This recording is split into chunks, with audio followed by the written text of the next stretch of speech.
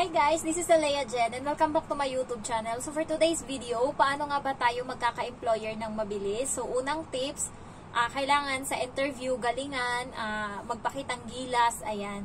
So pangalawa is hindi lang mag-focus sa isang agency mag-apply. So the more the merrier, ayan.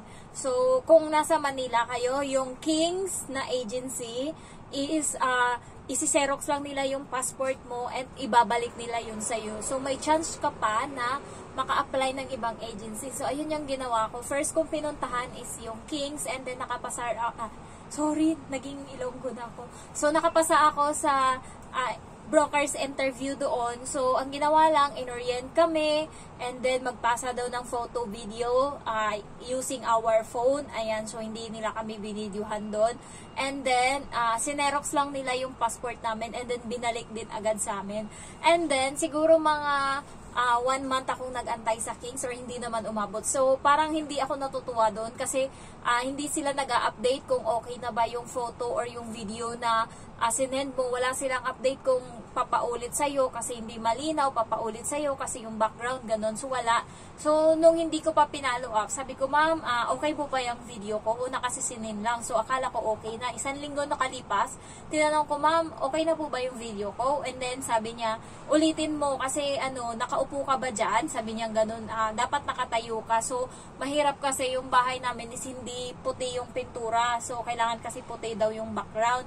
So, nagpunta pa ako sa ibang bahay para lang makapag-video and maraming aso doon. So, tahol lang tahol. Ayun din yung struggle ko doon sa sa video ko sa Kings. Ayan. And then, basta ibibigay nila sa yung passport mo and then nainip ako. So, scroll na naman ako sa sa Facebook and then napunta ako sa YouTube.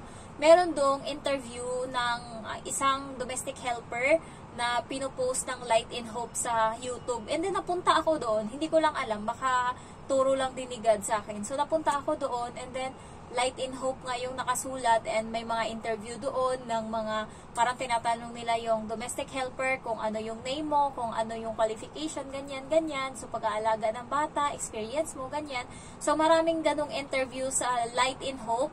Kung gusto nyong makakita ng introduce yourself, ayan, pumunta kayo sa Light in Hope sa YouTube, pero parang mga 2,000 nata yung subscriber nila or wala pang 1,000. So, meron doon mga interview nila, so makakuha kayo ng idea. Ayan, kung gusto nyo magkaroon lang ng tip, gusto nyo pagdagdagan yung knowledge nyo. And then, pagkatapos doon, napunta ako sa my Facebook, hinanap ko yung Light in Hope nila na agency. And then, nandun nga nakalagay na, we are hiring domestic helper bound to Hong Kong. You can message Daisy, ganto, and then my number. So, tinext ko yung number, and then sabi ko, ma'am, pwede po ba akong mag-apply as domestic helper? Tapos, meron doon nakalagay na name, and then address, and then kung single ka, kung dapat itim yung kulay ng buhok mo, maiksi yung buhok, ganun, mga chuchu. Fill upan mo yun kung first timer ka, ganun, kung ano yung experience mo as a domestic helper, ganyan. And then, pwede mong ilagay doon first timer. So, pagdating doon, magre-reply sila sa'yo. Sabi nila, may broker's interview kami ng ganto, see you, ganyan, sa Webes, ganyan. So, sabi ko, opo, tatanungin ka nila kung pupunta ka para daw sila. Kasi yung Light in Hope, guys, parang mga nasa 30-40 lang yung upuan. So, minsan nagkukulang yan. Yung iba, nasa labas na sila. So, hindi na-accommodate lahat. Kaya, yung iba, tinatanong talaga nila para at least alam. And then, makahanda sila. Kasi, si Ma'am Daisy, isa lang yan nung nakaraan. Tapos, na-late ata si Sir Alvin. Ayun. So, ngayon, nagdagdag na sila. Nung nakaraan, 2 lang sila. Si Sir Daisy, tsaka si Sir Alvin. Pero dahil sa dumami yung nag-apply na mga domestic helper, naging 4 na sila, nagdagdag sila ng 2 assistant. So ngayon 4 na sila, so baka madagdagan pa yan kasi mababait sila and na-accommodate talaga nila yung mga domestic helper, hindi sila naninigaw. Kaya bumabalik-balik and nare-refer sila ng mga ibang mga domestic helper. Ayan, so doon naman, nagpa-interview ako sa broker's interview sa Light in Hope.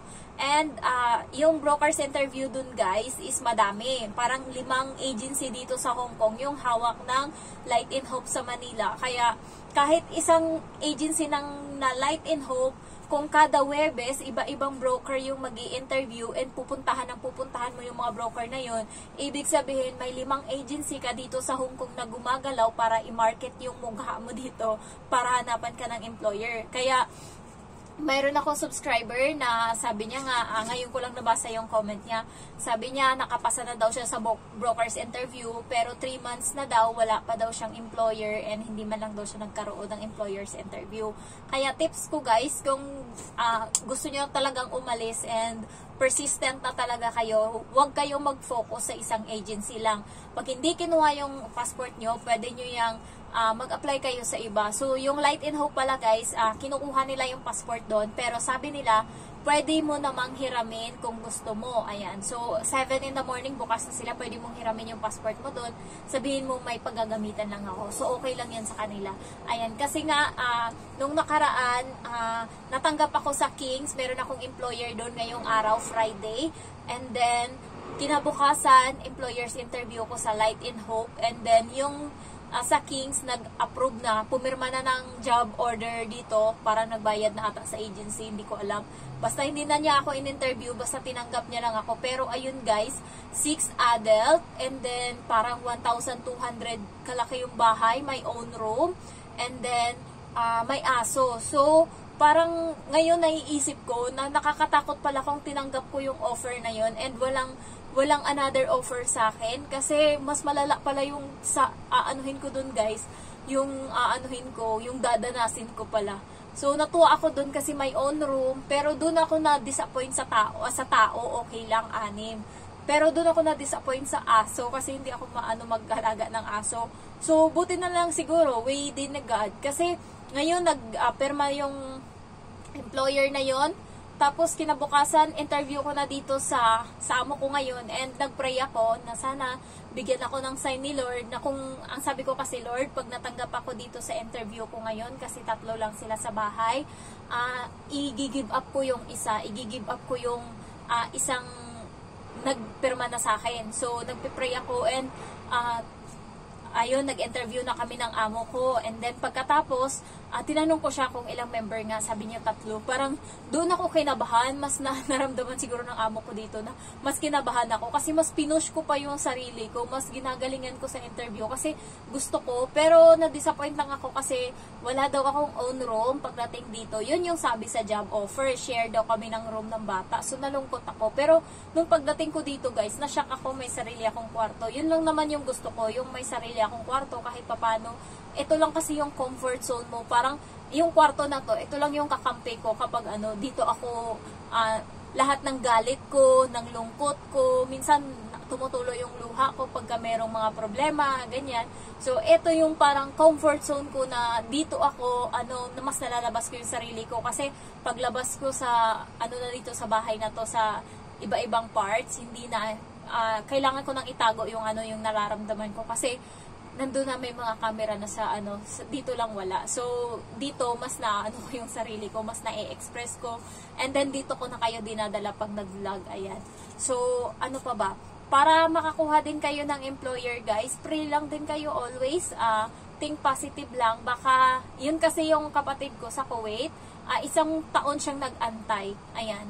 So, hindi pumabor sa kanya yung tadhana. So, sabi namin, baka hindi para sa'yo or give up ka na, sabi namin. Pero, nag-antay kami, hindi kami nawala ng pag-asa. And then, thanks God, nakaalis siya. And ngayon, 1 year niya siya doon sa amo niya and mabait. Diba, yun yung time na may namatay nga doon sa Kuwait, madaming mga karahasan na nangyari. So, una pala, nag-apply siya pa Saudi. Nung nasa Saudi na yung applyan niya, so, nagpunta na siya sa Manila, nag-process na ng mga papers, lahat-lahat. And then, nung pag-select na ng mga amo, isa siya sa mga hindi na-select. So, yung mga kaibigan niya, mag 2 years na ngayon sa Saudi, pauwi na sila ngayong December. Yung kapatid ko is hindi nakasama. So, pinauwi sila ng probinsya.